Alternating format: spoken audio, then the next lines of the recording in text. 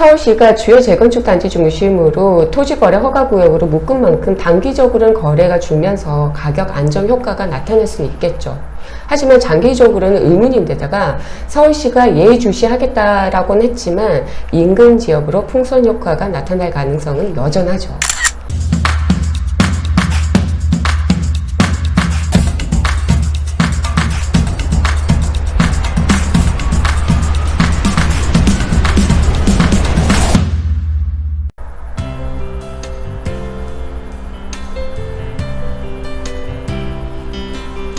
저는 개인적으로 나뭇잎이 풍성해지기 전, 건풀은 어른잎이 되기 전, 연초록빛을 내는 지금의 나무가 가장 예쁜 것 같습니다.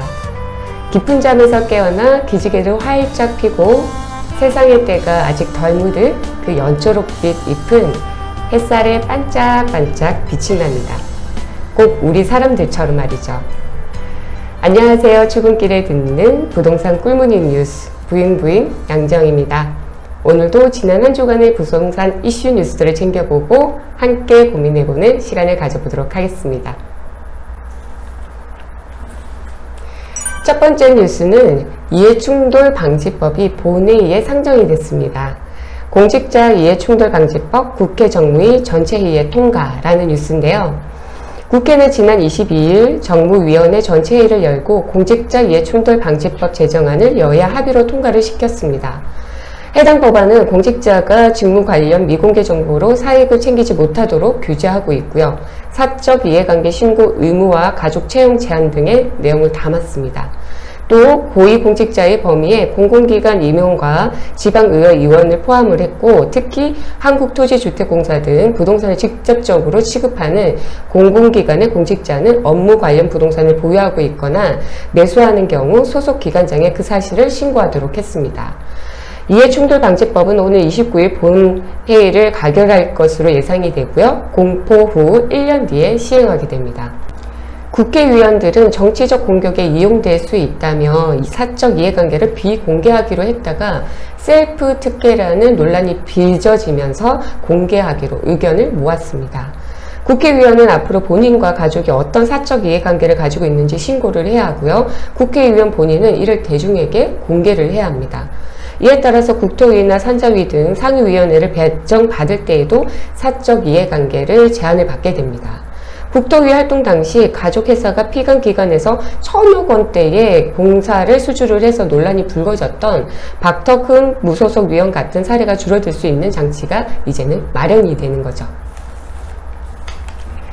두 번째 뉴스는 GTX D 노선 윤곽이 공개가 됐습니다. 김부선된 GTX D 노선의 김포, 울상, 내년 대선 변수남아라는 뉴스입니다. 국토교통부가 지난 22일 발표한 제4차 국토철도망 구축 계획안 연구 용역 결과에 따르면 GTX D 노선은 김포 장기에서 부천 종합운동장까지 건설되게 됩니다. 국토부가 장기에서 부천 구간의 총 연장 거리를 공개하지는 않았지만 지도상으로 거리를 재보면 약 20km 길이가 될 전망입니다. 이는 인천시와 경기도가 건의했던 노선과 비교하면 대폭 축소된 것인데요. 인천시는 인천공항과 김포를 양 기점으로 하는 Y자 형태의 110km 길을 노선을 요청을 해왔었고요. 경기도는 김포에서 강남을 지나 하남까지 있는 68km 길이의 노선인 GTX D 노선 건설을 건의해 왔었습니다. 하지만 이번에 제외가 되면서 강남권을 직통으로 연결하는 노선을 기대했던 김포 시민들의 분노가 크게 일어나고 있는데요. 청와대 민원도 줄을 잇고 있습니다. 일각에서는 직접 영향을 받는 김포라든가 인천 검단, 청라 지역 같은 경우에는 금매가 쏟아져 나오면서 아파트 가격 역시도 떨어질 것이다 라는 우려도 제기가 되고 있죠. 철도망 같은 경우에는 부동산 시장에서 큰 호재로 작용을 하기 때문에 확정이 될 경우에는 긍정적인 영향을 주지만 반대로 무산이 될 경우에는 가격이 떨어지는 부정적인 영향을 받기 때문입니다. 하지만 아직까지 GTX D 노선 같은 경우에는 확정이 된 것이 아니라는 점과 내년 대통령 선거를 앞두고 지역 균형 발전의 하도로 떠오를 경우에는 GTX A 노선처럼 확장이 될 가능성도 있지 않을까라고 조심스럽게 전망을 해봅니다. 세 번째 뉴스는 집값 잡고 재건축 촉진, 오세훈 2마리 토끼 잡을까라는 요즘 이슈가 되고 있는 문제이기도 하죠. 오세훈 서울시장이 대규모 재건축 재개발 사업지역을 토지거래 허가구역으로 지정하는 한편 정부는 재건축 기준 완화를 요청을 하며 본격적인 부동산 정책 추진에 나섰습니다. 집값은 잡고 재건축을 활성화하겠다는 투트랙 전략인데 실효성을 두고 고민을 해봐야겠죠. 줄곧 스피드 주택 공급을 외쳤던 오세훈 서울시장이 규제 카드부터 꺼낸 이유는 서울 집값에 대한 고민이 담겨 있다고 볼 수가 있습니다. 실제로 오 시장 취임 이후에 반등한 서울 집값은 이번 주에도 주요 개발지역 중심으로 상승세를 이어가고 있습니다. 38대 서울시는 어렵지만 주택의 신속한 공급과 부동산 가격의 안정, 이 2마리의 토끼를 잡는 전략을 반드시 세우고 해내겠습니다. 오세훈 서울시장의 발언인데요. 서울시가 주요 재건축 단지 중심으로 토지거래 허가구역으로 묶은 만큼 단기적으로는 거래가 줄면서 가격 안정 효과가 나타날 수는 있겠죠. 하지만 장기적으로는 의문인데다가 서울시가 예의주시하겠다라고는 했지만 인근 지역으로 풍선 효과가 나타날 가능성은 여전하죠. 재건축 안전진단 기준 완화를 해달라는 오 시장의 요구도 받아들일지는 좀 변수입니다. 국토부는 집값 안정을 선제 조건으로 내세우면서 신중한 태도를 유지를 하고 있고요. 정부가 공공재개발을 추진하는 과정에서 인허가권을 가지고 있는 서울시 협조가 필요하기 때문에 양측이 적극 공조할 수밖에 없는 상황이기도 합니다. 네 번째 뉴스는 여종부세 완화 없던 일로 당내 반발 기류 확산이라는 뉴스입니다. 4.7 재보궐선거의 승패를 가른 결정적인 요인 중 하나로 꼽혔던 부동산 문제와 관련해서 더불어민주당 내에서 백가쟁명시 처방전이 쏟아져 나오고 있습니다. 이런 가운데 종합부동산세 완화에 대한 반발 기류가 확산이 되고 있는데요. 재보선 참패로 성남 부동산 민심을 확인한 민주당 일각에서는 종부세 완화를 추진하고 나서자 부자 감세라는 비판이 거세지면서 당내 논쟁이 격화되는 모양새입니다. 집값 폭등으로 무주택자의 불만이 비등한 상황에서 공시가격 급등에 따른 세액 부담으로 자가주택 보유자들마저 등을 돌린 게 재보선 참패의 결정적인 요인이었다라는 시각에서입니다. 이와 관련해서 공시가격이 지난해보다 전국 평균 3배 이상 인상이 되면서 1가구 1주택자 중에서 종부세 과세 대상자가 늘어난 만큼 부과기준을 현재 9억 원에서 12억 원으로 상향 조정해야 된다라는 움직임이 일고 있습니다.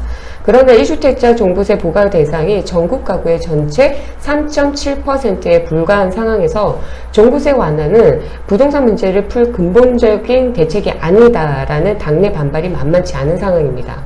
고가주택의 기준을 올려서 종부세 부담을 줄여주는 것은 서민주택 보유자라든가 무주택자들의 반발을 살 수 있고 또한 문재인 정부가 이어온 세금 제도 기반을 흔들릴 수 있다라는 이유에서입니다. 당내 논쟁이 격화되고 있는 가운데 민주당은 일단 내부기구로 출범시킨 부동산 특별위원회의 종부세 완화를 비롯한 기존 부동산 정책 보완책을 다듬어 가기로 한 만큼 어떤 결론이 도출가 될지 기추가 주목됩니다. 마지막 뉴스는 특히 신혼부부들이 많이 기다려온 소식이죠. 정부가 상기 신도시 사전 청약제를 오는 7월부터 진행하기로 했습니다. 정부가 오는 7월부터 올해 말까지 4차례에 걸쳐서 수도권 상기 신도시와 주요 택지에 대한 사전 청약 절차를 진행하기로 했습니다. 국토교통부는 상기 신도시 9,400가구 등 사전 청약 32,200가구에 대한 공급 일정을 확정을 했는데요. 사전 청약은 공공택지 등에서 공급되는 공공분양주택의 공급 시기를 약 1년에서 2년 정도 앞당기는 제도이고요. 당첨이 되고 난 뒤 본 청약 때까지 무주택자인 경우에는 100% 입주를 보장을 하게 됩니다. 전체 32,200가구 가운데 7월에 공급되기로 한 물량이 4,400가구이고요. 10월에는 9,100가구, 11월에는 4,000가구, 그리고 12월에는 12,700가구가 공급될 예정입니다. 7월에는 상기 신도시인 인천 계양에서 1,100가구를 비롯해서 위례 신도시에서 400가구, 성남 복정지구에서 1,000가구, 의왕 청계 2주구에서 300가구 등 4개 지구에서 먼저 사전 청약에 들어가게 됩니다. 10월에는 남양주 왕숙 2지구와 인천 검단 등 11개 지구에서 공급될 예정이고 11월에는 하남 교산, 과천 주암 등에서 4개 지구에서 공급될 예정입니다. 12월에는 남양주 왕숙과 부천 대장 등에서 10개 지구에서 공급될 예정입니다. 전체 물량의 절반가량이 1만 4천 가구는 신혼 희망타운에서 공급이 되는데요. 신혼부부들이 주거 문제로 인해서 결혼을 망설이거나 출산을 늦추는 일이 없도록 하기 위해서입니다. 신혼 희망타운 입주 기본 자격은 혼인 기간이 7년 이내이거나 6세 이하의 자녀가 있는 무주택 구성원으로 혼인을 계획 중에 있거나 모집 공고일로부터 1년 이내에 혼인 사실을 증명할 수 있어야 합니다. 6세 이하의 자녀가 있는 한부모 무주택 세대 구성원도 포함이 됩니다. 혼인 2년 이내이거나 예비 신혼부부, 2세 이하 자녀를 둔 신혼부부나 한부모 가족에게 가점제로 우선 공급이 됩니다. 가점은 가구 소득과 해당 지역 연속 거주기간, 청약통장 납입 횟수에 따라 산정을 하고요. 1단계 낙점자나 자녀자를 대상으로 미성년 자녀 수, 무주택 기간 등을 고려한 가점제로 공급을 하게 됩니다. 아울러 주택 구입을 위한 목돈 마련이 어려운 신혼부부들을 위해서 신혼부부 전용 금융상품이 지원이 되고 LTV 최대 70%, 연 1.3%의 고정금리를 조건으로 대출을 받을 수 있습니다. 역대 정권마다 정가의 보도처럼 꺼내들은 대표적인 규제 카드인 재건축 안전진단 기준 완화를 오세훈 서울시장이 취임 후에 처음으로 정부에 SOS를 쳤습니다. 오 시장이 선거 공약으로 내세운 스피드 민간 재건축 추진을 위해서는 난공불락인 이 관문을 뛰어넘어야 되는데요. 과연 뛰어넘을 수 있을지 기추가 주목이 됩니다. 오늘도 당신의 집을 응원합니다. 부잉부잉 양지영이었습니다. 좋아요, 구독, 알림 설정도 잊지 마세요.